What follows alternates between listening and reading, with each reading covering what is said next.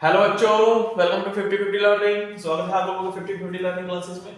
आज हम बात करेंगे वर्क एंड एनर्जी, क्लास 9 का चैप्टर है। बच्चे बहुत कंफ्यूजन में रहते हैं कि मैथ के सवाल साइंस में आ रहे हैं, साइंस के अंदर मैथ घुसा दिया। जो मैथ अकेला थोड़ा था जो हमारी जान खा रहा था पहले ही, अब साइंस के अंदर भी मैथ्स पढ़ना पड़ रहा है। पर आज की वीडियो देखने के बाद आप लोगों को ऐसा नहीं लगेगा, बहुत ही इजी चैप्टर है। अब आने वाली 15 से 20 मिनट में हम इस चैप्टर को कंप्लीट कर देंगे, खत्म कर देंगे। 15 से 20 मिनट में आपको सारा चैप्टर समझ में आ जाएगा अच्छे से। तो वर्क एंड एनर्जी, पहले हम क्या क्या पढ़ेंगे इस चैप्टर में वो बता देता हूँ। डेफिनेशन पढ़ेंगे, फॉर्मूला पढ़ेंगे, क्या क्या है, फैक्टर्स क्या क्या पढ़ेंगे कि जो वर्क को अफेक्ट करने वाले क्या क्या फैक्टर्स हैं या किस पे डिपेंड करता है work. Forms of energy, energy के बारे में पढ़ेंगे। टाइप्स ऑफ वर्क के बारे में पढ़ेंगे। मैकेनिकल एनर्जी क्या है, वो जो हमारे सिलेबस में है, पार्टिकुलरली मैकेनिकल एनर्जी, उसके बारे में पढ़ेंगे। फिर डेरिवेशन है काइनेटिक एनर्जी का, पोटेंशियल एनर्जी के बारे में पढ़ेंगे और इलेक्ट्रिक पावर के बारे में पढ़ेंगे। पावर का टॉपिक वैसे कटा हुआ है सीबीएसई के सिलेबस में से 9th क्लास में से, फिर भी हम एक क्विक रिवीजन के लिए या थोड़े से कॉन्सेप्ट के लिए हम उसको पढ़ेंगे। तो सबसे पहले बात करते हैं हम वर्क की। वर्क क्या चीज है भाई? वर्क, वर्क काम, सबको पता है काम। अब साइंस की लैंग्वेज में, साइंस की लैंग्वेज में जैसे हमें पढ़ना है, साइंस पढ़ रहे हैं, तो साइंस की लैंग्वेज में काम, वर्क तब माना जाता है जब किसी भी ऑब्जेक्ट पे हम फोर्स अप्लाई करें और उसमें डिस्प्लेसमेंट आए। जैसे मैंने ये फोर्स अप्लाई किया, इसमें कोई डिस्प्लेसमेंट नहीं आई, कोई चेंज नहीं आया, ये वही का वही है बोर्ड, तो ये जीरो वर्क है। तो वर्क कब माना जाएगा? When force is applied on any object and it shows displacement, मतलब उसमें मूवमेंट आए, उसमें पोजीशन में चेंज आए, तो ही वर्क माना जाएगा साइंस की लैंग्वेज में, अदरवाइज वर्क नहीं है। जो हम सोचते हैं, पढ़ते हैं, लिखते हैं, उसमें कोई भी डिस्प्लेसमेंट नहीं हो रही, तो साइंस की लैंग्वेज में वो वर्क नहीं है। साइंस की लैंग्वेज में भी बेसिकली बोले तो फिजिक्स की लैंग्वेज में वो वर्क नहीं है। फिजिक्स की लैंग्वेज में वो वर्क नहीं है जिसमें डिस्प्लेसमेंट ना आए। तो वर्क की डेफिनेशन क्या है? When force is applied on any object, किसी भी ऑब्जेक्ट पर फोर्स लगाया जाता है, and the object shows displacement, जब ऑब्जेक्ट के अंदर डिस्प्लेसमेंट आती है, मतलब पोजीशन में चेंज आता है, only then work is said to be done, work is said to be done.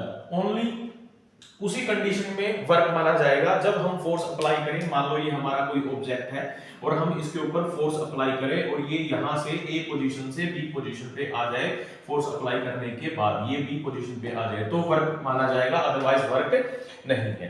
क्या समझ में आया? When force is applied on any object and it shows displacement, only then work is said to be done. तब भी हम मानेंगे कि काम हुआ है, अदरवाइज काम नहीं हुआ। जैसे आप लोग स्कूल में जाते हैं, पढ़ते हैं, अगर एक एग्जांपल बता रहा हूँ, स्कूल में जाते हो आप लोग और पढ़ते हो और सारा दिन पढ़ने के बाद भी आपकी बुद्धि में कुछ नहीं जाता, दिमाग में कुछ नहीं जाता, तो वर्क डन क्या है? उस टाइम पे वर्क डन जीरो है। तो इस जीरो वर्क डन को पॉजिटिव वर्क डन में लेके जाओ।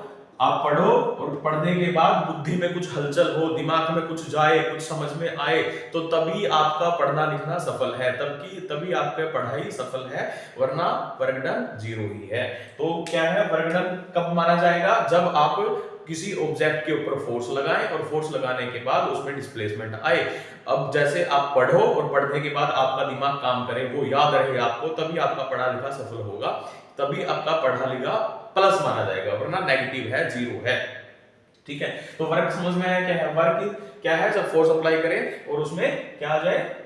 डिस्प्लेसमेंट आ जाए, only then work is said to be done. इसका फॉर्मूला क्या हुआ? वर्क इज इक्वल टू, इसका mathematical formula, work is equal to force into S, displacement. F is force, S is displacement. This is the formula of work done. Work done की SI unit क्या है? SI unit of work done is joule, joule. और normal unit क्या हो सकती है? Force की unit क्या है? न्यूटन। और एस क्या है? डिस्प्लेसमेंट, डिस्प्लेसमेंट को मीटर में मापते हैं तो न्यूटन मीटर, न्यूटन मीटर भी बोल सकते हैं। और एसआई यूनिट क्या है? वो जूल है। ठीक है, तो ये वर्क डन के बारे में है। अब फॉर्मूला हो गया। फैक्टर्स क्या क्या है? वर्क जिससे फॉर्मूला बनता है वही फैक्टर्स होते हैं। तो वर्क को अफेक्ट करने वाले factors, affecting factors of work. Work को कौन कौन अफेक्ट करता है? Number 1 force, greater the force, जितनी ज्यादा फोर्स होगी उतना ज्यादा वर्क होगा। Greater the force more is work done, more is work done, जितनी ज्यादा फोर्स होगी उतना ज्यादा काम होगा। दूसरा displacement, S, S is displacement, displacement और you can say changing position, जितना ज्यादा डिस्प्लेसमेंट उतना ज्यादा वर्क डन। मोर displacement more work done. Arrow के ऊपर तीर का निशान लगा दो, इसका मतलब है इंक्रीज, इंक्रीज या मोर, जितना ज्यादा वर्क डन, जितना ज्यादा डिस्प्लेसमेंट उतना ज्यादा वर्क डन। तो ये है वर्क के बारे में। अब वर्क है जो, काम है जो, वो पॉजिटिव भी हो सकता है, नेगेटिव भी हो सकता है और जीरो भी हो सकता है। ये टाइप्स हैं वर्क के। अब तुम्हें समझ में आएगा कि ये सब किसकी लैंग्वेज में पढ़ रहे हैं हम? फिजिक्स की लैंग्वेज में। हम नॉर्मल लाइफ की लैंग्वेज में नहीं कर रहे, बात कर रहे हैं, हम फिजिक्स की लैंग्वेज में बात कर रहे हैं। अगर work done positive work done है, पॉजिटिव वर्क डन कब होगा? पॉजिटिव, दूसरा नेगेटिव और तीसरा जीरो वर्क डन। देखो पॉजिटिव वर्क डन कब होगा? मान लो ये ऑब्जेक्ट है, ये हम इस साइड फोर्स लगा रहे हैं और इसी साइड मूवमेंट कर रहा है। हम फोर्स जिस साइड लगा रहे हैं उसी साइड ऑब्जेक्ट मूव कर जाएगा। When the direction of force, when the direction of force applied, जिस साइड हमने फोर्स लगाई है उसकी direction, and change in position, position जिस साइड चेंज हो रही है, पोजीशन डायरेक्शन, जिस साइड, जिस डायरेक्शन में पोजीशन चेंज हो रही है, आर सेम, वो दोनों सेम है, उसी साइड है। मतलब ये ऑब्जेक्ट है ए और ये इसी साइड हम फोर्स लगा रहे हैं और उसी साइड मूवमेंट कर रहा है, तो वो जो फोर्स, जो वर्क डन है वो पॉजिटिव होगा। Work done is positive, work done is positive, work done is positive. इसमें थीटा की वैल्यू क्या होगी? थीटा की वैल्यू होगी 0 डिग्री, मतलब कोई एंगल नहीं होगा। थीटा क्या चीज है?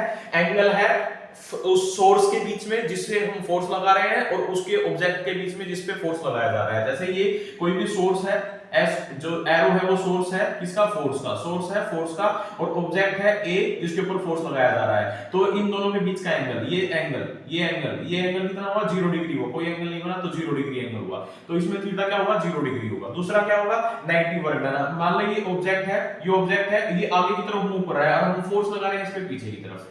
ऑब्जेक्ट आगे की तरफ मूव कर रहा है, पहले हम फोर्स उसके ऊपर पीछे की तरफ लगा रहे हैं। जैसे फुटबॉल है, फुटबॉल को हमने लात मारी, ग्राउंड की तरफ, ग्राउंड है जो उसको पीछे की तरफ धकेल रहा है, जो लात का फोर्स लगाया वो आगे की तरफ धकेल रहा है, ग्राउंड का फोर्स उसको पीछे की तरफ धकेल रहा है। तो ये पीछे की तरफ जो एक्शन आ रहा है, मतलब अगर किसी ऑब्जेक्ट के ऊपर हम, ऑब्जेक्ट जा रहा है सीधा, फोर्स लगा रहे हैं उसका उल्टा, तो सीधा ऑब्जेक्ट आगे जा रहा है, फोर्स पीछे की तरफ धकेल रहा है उसको, तो जो वर्क डन होगा नेगेटिव होगा। इसमें क्या होगा?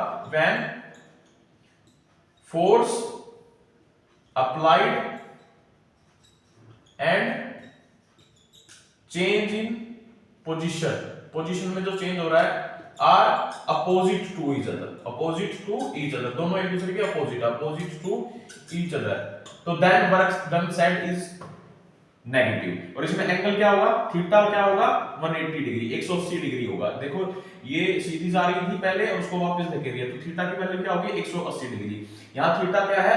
0 डिग्री। यहाँ पर तीसरा जो नेगेटिव जीरो वर्क डन है उसमें क्या होगा? जब परपेंडिकुलर फोर्स अप्लाई करेंगे, जैसे वहीं का वही है ऑब्जेक्ट और उसके ऊपर परपेंडिकुलर फोर्स लग रही है, ना ऑब्जेक्ट उधर गया ना ऑब्जेक्ट उधर गया, तो वहीं का वही है object. When applied force, when force applied is perpendicular, ये perpendicular का निशान है, आप लिख भी सकते हैं perpendicular, perpendicular means 90 degree, perpendicular to the object, object के परपेंडिकुलर जब फोर्स लगाई जाए तो वो क्या है? जीरो वर्क डन है, मतलब उसमें कोई भी चेंज नहीं आएगा डिस्प्लेसमेंट में, वो वैसे के वैसे रहेगा। तो थीटा की वैल्यू क्या आ जाएगी यहाँ पर? 90 degree.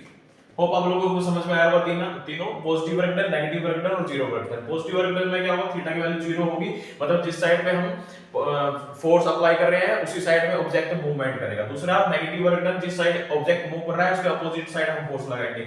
Zero work done, perpendicular force लगाएंगे। तो ये है types of work done, positive, negative and zero. Then we will talk about energy. अब फोर्स लगाने के लिए वर्क डन करने के लिए एनर्जी की जरूरत पड़ती है, बिना एनर्जी के कोई भी काम नहीं हो सकता। तो एनर्जी क्या चीज है? It is the capacity to do work. Capacity power है जो काम करने की ताकत, capacity to do work is called energy. Energy क्या चीज है भाई? एनर्जी। फोर्स के जो ये है वर्क डन के बारे में हम कंप्लीट पढ़ चुके हैं। वर्क डन के बारे में इससे ज्यादा कुछ नहीं पढ़ना, न्यूमेरिकल आ सकता है वर्क डन के बेस पे। और एक जो अगर ग्रेविटी के अगेंस्ट वर्क डन किया जाए वो पोटेंशियल एनर्जी में भी आता है, हम उसको mgh लिखते हैं। अगर ग्रेविटी के अगेंस्ट वर्क किया जाए, और ये भी किस में आएगा? नेगेटिव वर्क डन में आएगा, क्योंकि ग्रेविटी नीचे की तरफ खींचती है और हम ऊपर की तरफ किसी चीज को ले जा रहे हैं, तो वो नेगेटिव वर्क डन है। अब बात करेंगे एनर्जी, और एनर्जी में भी mgh के बारे में पढ़ेंगे, नेगेटिव वर्क डन के बारे में भी, ये भी उसमें ही आता है। एनर्जी क्या चीज है? कैपेसिटी टू डू वर्क, काम करने की पावर, ताकत। Capacity to do work is called energy, उसको एनर्जी बोलते हैं भाई। एनर्जी अलग अलग टाइप की होती है। जो इलेक्ट्रिसिटी की एनर्जी है उसको इलेक्ट्रिकल एनर्जी बोलते हैं। इलेक्ट्रिकल एनर्जी जो किसकी वजह से है? मूवमेंट ऑफ आयन की वजह से। आयन की वजह से जो एनर्जी है वो इलेक्ट्रिकल एनर्जी है। केमिकल्स की वजह से जो एनर्जी होती है उसको केमिकल एनर्जी बोलते हैं। हीट की वजह से जो एनर्जी होती है उसको हीट एनर्जी बोलते हैं। ठीक है, तो अदर बहुत सारी टाइप की एनर्जी है और भी। लाइट की वजह से जो एनर्जी होती है उसको लाइट एनर्जी बोलते हैं। हमें जो पढ़ना है मेन है वो हमारे सिलेबस में mechanical energy, MECHANICAL, mechanical energy. Mechanical energy क्या है? मूवमेंट की वजह से या रेस्ट की वजह से, किसी भी ऑब्जेक्ट के मूवमेंट की वजह से या रेस्ट की वजह से जो एनर्जी होती है उसको मैकेनिकल एनर्जी बोलते हैं। मैकेनिकल एनर्जी में हम दो एनर्जी पढ़नी है। कौन कौन सी एनर्जी पढ़नी है हमें मैकेनिकल एनर्जी में? काइनेटिक एनर्जी और पोटेंशियल एनर्जी। काइनेटिक एनर्जी और पोटेंशियल एनर्जी। काइनेटिक एनर्जी और दूसरा potential energy. Potential means power, potential energy KE भी बोलते हैं काइनेटिक एनर्जी, PE भी बोलते हैं पोटेंशियल एनर्जी। तो इन दोनों के बारे में पढ़ना है हमें। जो एनर्जी है वो हमेशा एक फॉर्म से दूसरी फॉर्म में कन्वर्ट हो जाती है। जैसे हमें घरों में बिजली आई, हमने इलेक्ट्रिकल एनर्जी को लाइट एनर्जी में कन्वर्ट कर दिया ट्यूब जला के, या इलेक्ट्रिकल एनर्जी को मैकेनिकल एनर्जी में, या फिर इलेक्ट्रिकल एनर्जी को हमने किस में कन्वर्ट कर दिया? काइनेटिक एनर्जी में, पंखे को घुमाकर। इलेक्ट्रिकल एनर्जी को हमने कन्वर्ट कर दिया हीट एनर्जी में, किसमें? रोड जलाकर। तो ये एक टाइप की एनर्जी दूसरे टाइप की एनर्जी में कन्वर्ट हो जाती है। हम किसी भी नई एनर्जी को नहीं बना सकते, पुरानी एनर्जी से ही नई एनर्जी बनेगी, मतलब वो कन्वर्ट होगी। तो ये इसके अकॉर्डिंग आता है law of conservation of energy. Law of conservation of energy की हम एनर्जी को ना तो बना सकते ना ही खत्म कर सकते, उसको सिर्फ एक फॉर्म से दूसरी फॉर्म में बदल सकते हैं। तो ये क्या कहता है? Law of conservation of energy की energy can neither be created nor be destroyed, it can only be converted from one form of energy to another form of energy. This is law of conservation of energy.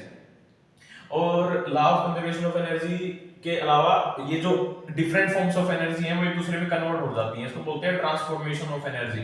एक form of energy को दूसरी form of energy में हम convert कर सकते हैं, इसको बोलते हैं ट्रांसफॉर्मेशन ऑफ एनर्जी। ठीक है, अब बात डिटेल में पढ़ेंगे हम किसके बारे में? काइनेटिक एनर्जी के बारे में और पोटेंशियल एनर्जी के बारे में।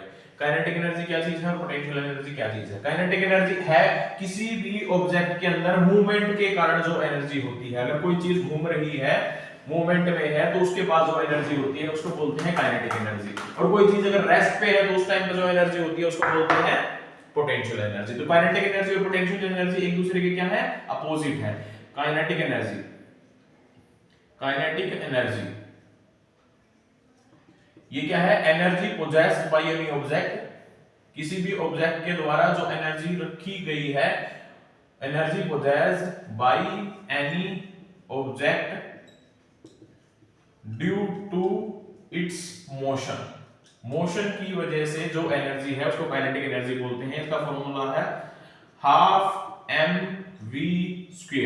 इस फॉर्मूले से पता चलता है जो काइनेटिक एनर्जी है वो मास के डायरेक्टली प्रोपोर्शनल है और वेलोसिटी के भी डायरेक्टली प्रोपोर्शनल है। मतलब मास बढ़ेगा, कोई भारी चीज होगी तो उसकी काइनेटिक एनर्जी ज्यादा होगी जब वो घूमेगी, हल्की चीज होगी तो उसकी काइनेटिक एनर्जी कम होगी। अगर वेलोसिटी तेजी से घूम रही है तो काइनेटिक एनर्जी ज्यादा होगी, स्लो घूम रही है तो काइनेटिक एनर्जी कम होगी। काइनेटिक एनर्जी का डेरिवेशन अभी ये कैसे आया, डेरिवेशन काइनेटिक एनर्जी का समझना है इसको ध्यान से। हमें पता है कि जो काइनेटिक एनर्जी क्या है वो वर्क डन के बराबर है, एनर्जी के लिए वर्क डन चाहिए और वर्क डन किसके बराबर है, फोर्स इनटू में डिस्प्लेसमेंट। वर्क डन किसके बराबर है, ये इक्वेशन फर्स्ट होगी, फोर्स इनटू डिस्प्लेसमेंट। और अब हमें पता है F is equal to m में होता है, second law of Newton second law के according F is equal to m में, ये सेकंड इक्वेशन होगी। अब थर्ड इक्वेशन हमें third law of equation third equation है मोशन की, v square minus u square is equal to 2as। तो यहां से s की वैल्यू क्या आई, v square minus u square divide by 2a, ये वैल्यू आ गई किसकी, s की। तो ये s की और f की वैल्यू इक्वेशन फर्स्ट और सेकंड से इक्वेशन सेकंड और ये इक्वेशन थर्ड मान लो, इक्वेशन सेकंड और इक्वेशन थर्ड से इक्वेशन फर्स्ट में पुट कर दो। कौन सी, f की वैल्यू भी ये पुट कर दो और s की वैल्यू ये पुट कर दो। तो लिखना है आप लोगों को putting values from equation second and third into equation first. तो w किसके बराबर हो जाएगा, वर्क डन किसके बराबर हो जाएगा, f की वैल्यू क्या है m a और s की वैल्यू क्या है v square minus u square divide by 2a। a से a कैंसिल, u क्या है इनिशियल वेलोसिटी जो कि 0 है, तो यहां क्या बचा 1/2, a से a कैंसिल हो गया m और यहां बचा v स्क्वायर। तो ये क्या हुआ, डेरिवेशन हुआ इसका, किसका, वर्क डन। और कौन सा वर्क डन, काइनेटिक एनर्जी वाला work done. Kinetic energy is equal to half mv square, ठीक है। तो ये है काइनेटिक एनर्जी का डेरिवेशन। काइनेटिक एनर्जी क्या समझ में आया, किसी भी सब्सटेंस के, किसी भी ऑब्जेक्ट के मूवमेंट के कारण जब वो घूमता है, जैसे मैं ये हाथ घुमा रहा हूं तो ये इसकी काइनेटिक एनर्जी है। तो मूवमेंट के कारण जो एनर्जी होती है वो क्या है, काइनेटिक एनर्जी है। और किसी भी ऑब्जेक्ट के रुकने के कारण, अगर कोई रेस्ट पे है ऑब्जेक्ट तो उस पे जो एनर्जी होगी उस टाइम वो उसकी पोटेंशियल एनर्जी होगी। अभी बताता हूं पोटेंशियल एनर्जी।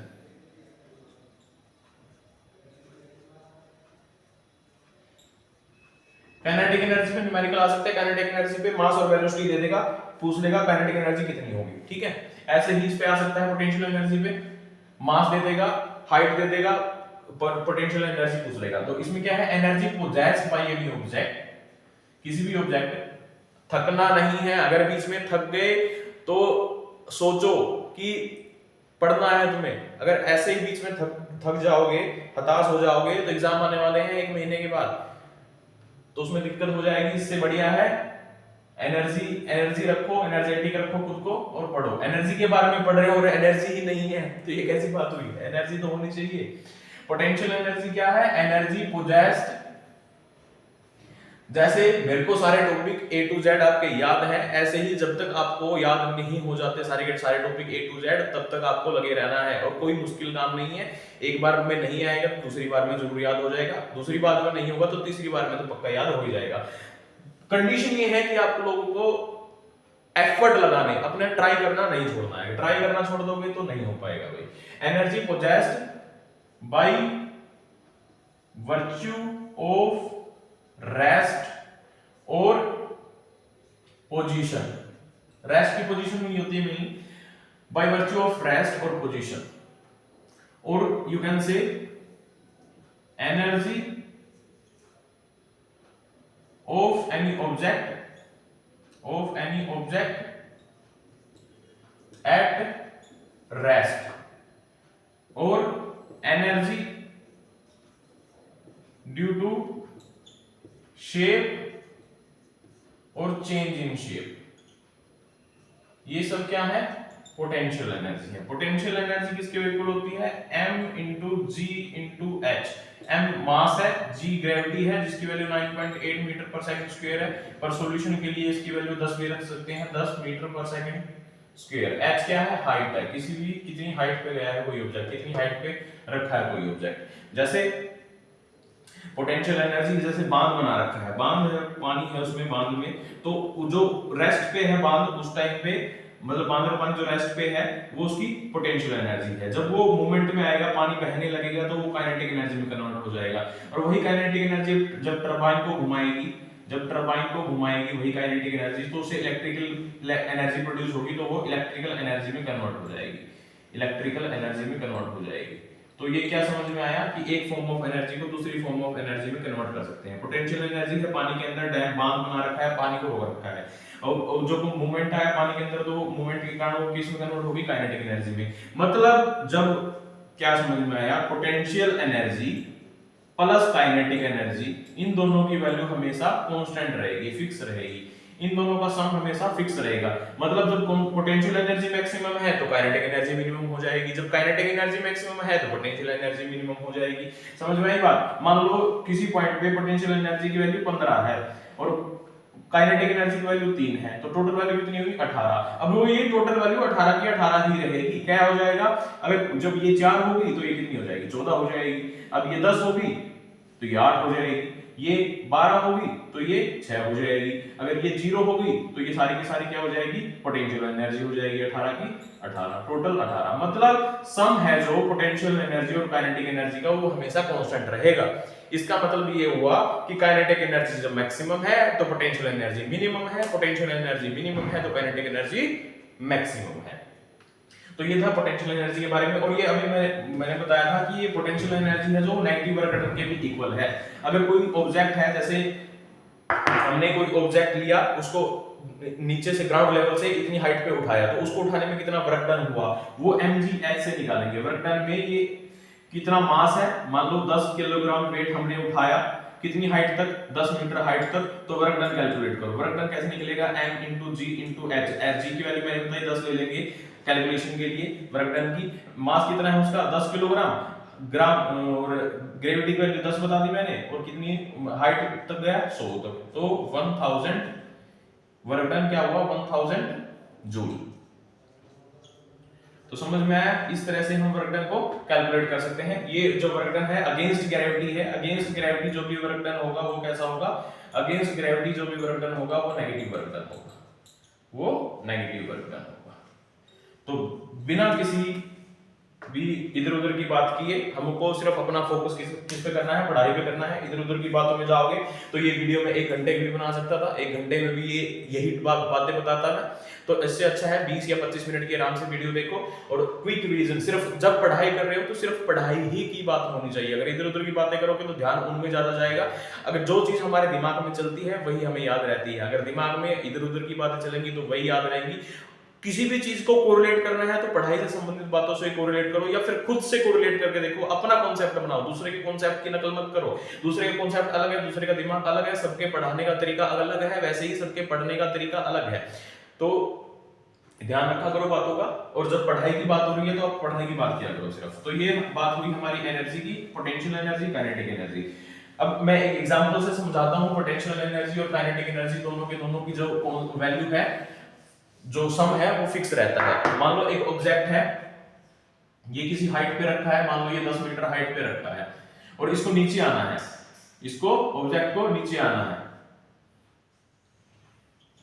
तो जहां ये 10 मीटर हाइट पे रखा है, रेस्ट पे है, तो उस टाइम उसकी पोटेंशियल एनर्जी क्या है, मैक्सिमम है। मैक्सिमम मान लो यहाँ पोटेंशियल एनर्जी उसकी 20 है, तो उस पे काइनेटिक एनर्जी कितनी होगी, 0 होगी, क्योंकि मोशन है ही नहीं। मोशन की वजह से काइनेटिक एनर्जी होती है, रेस्ट की वजह से पोटेंशियल एनर्जी होती है।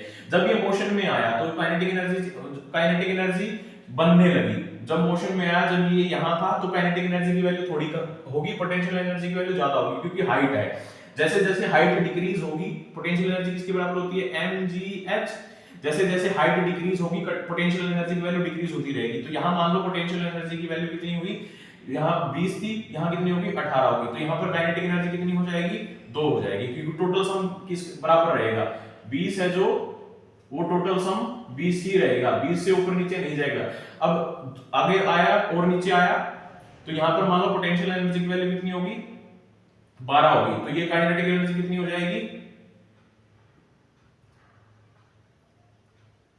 8।